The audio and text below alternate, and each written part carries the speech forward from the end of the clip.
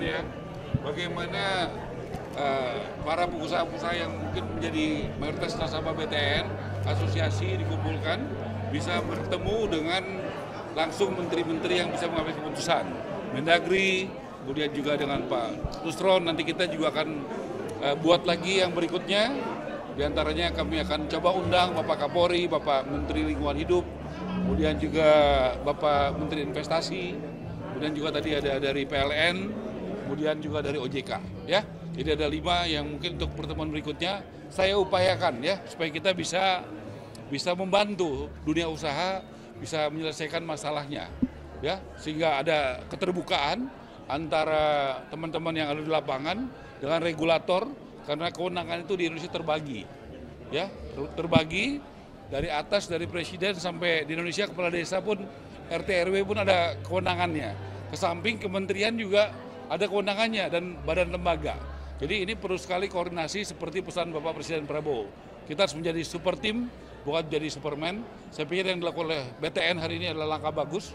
Saya dengar ini adalah pertama kali, ya, dan saya harap ini bukan yang pertama dan terakhir.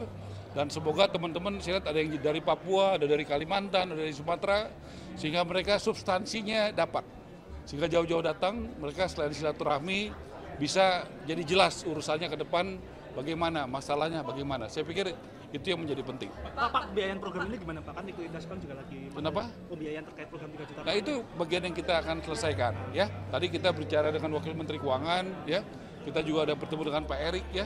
Kita juga akan membangun hubungan dengan swasta dan berbagai macam metode. Tadi saya katakan anggaran saya saja turun, ya, dari 14 tahun ini jadi 5 triliun tahun depan. Tapi itu tidak membuat kita menyerah. Kita harus optimis dengan bersama, dengan niat baik, dengan doa, dengan efisien, dengan tidak korupsi, kita bisa. Jadi ini kita tentu hari ini juga bagian dari satu, belanja masalah. 2, saya punya konsep bukan hanya belanja masalah, tapi belanja dukungan. Yang ketiga juga belanja peluang. Jadi ini kita lakukan 3 belanja, ya, dalam 3 minggu ini, dan salah satunya di sini. Jadi tentu teman-teman, formula ini saya akan finalnya kurang lebih awal Desember.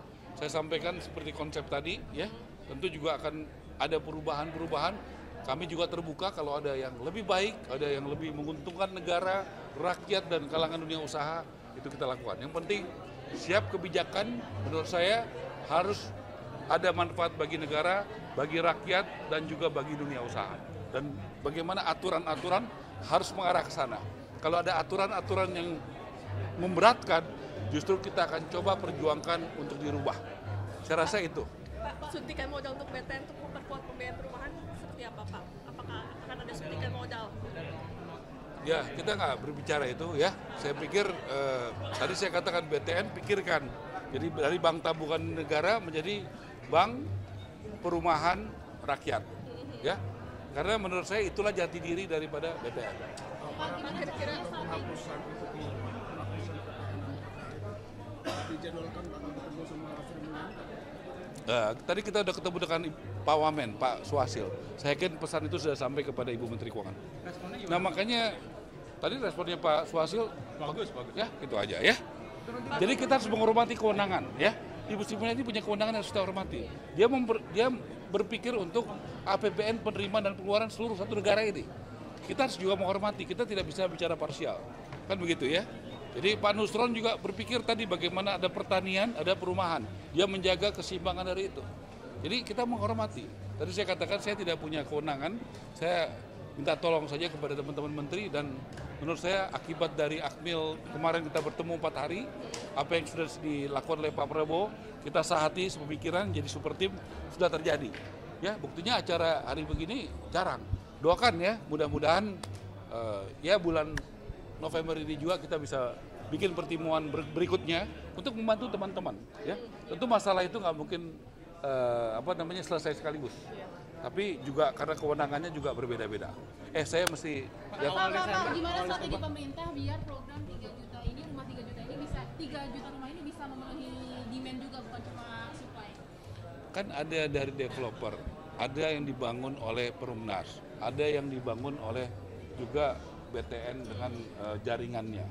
Banyak, total keseluruhan, ada yang dibangun sendiri. Tentu tugas saya adalah nanti kita buat database total itu berapa. Makanya kita membuat regulasi yang membuat dunia usaha jalan, ya, yang membuat misalnya Perumnas juga bisa berjalan dengan baik, ya. Bagaimana jaringan yang selama ini FLPP juga bisa jalan dengan baik. Kan tugas kami adalah membuat, nggak mungkin kita membangun sendiri semua. Ya, bagaimana ini bisa hidup semuanya, dan nanti kita akan collecting, ya. Misalnya mulai saya dilantik 20 Oktober, 21 Oktober itu sudah berapa? Kan gitu kan dalam proses ini. Jadi itu sumbernya bisa bermacam-macam. Tidak tentu dari pemerintah saja, nggak mungkin pemerintah bisa bangun sendirian. Mungkin juga nanti ada investor, Pak Wamen sedang saya tugaskan ke luar negeri untuk berbicara dengan kalangan di luar negeri. Itu juga kita menggunakan berbagai cara untuk bisa mencapai tujuan ini. Dari negara mana aja itu Bang? Nanti tanya Pak Wamen, ya. Dia baru pergi 2 hari lalu. Timur Tengah apa Asia? Ya, makasih ya.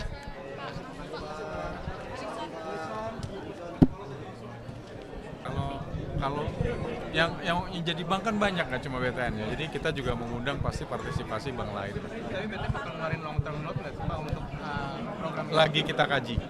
Tapi akan ada potensi Kita kaji pinjaman maupun isu bonds, instrumen apapun untuk bisa mendukung program ini. Tapi masih kita kaji, tapi kita akan keluarin lah sebelum akhir tahun kita udah punya strategi pendanaan jangka panjang untuk program 3 juta rumah. Pak, tadi yang perpanjangan 5 tahun pajak ini apa sih Pak yang tadi Bapak bilang? Selama ini kan dapat relaksasi PPN 11% itu bagi rumah di bawah 2 miliar. Berarti PPN DP ya Pak? Iya, istilahnya bukan pembebasan, ada istilahnya gue lupa ya. Apa istilahnya ya?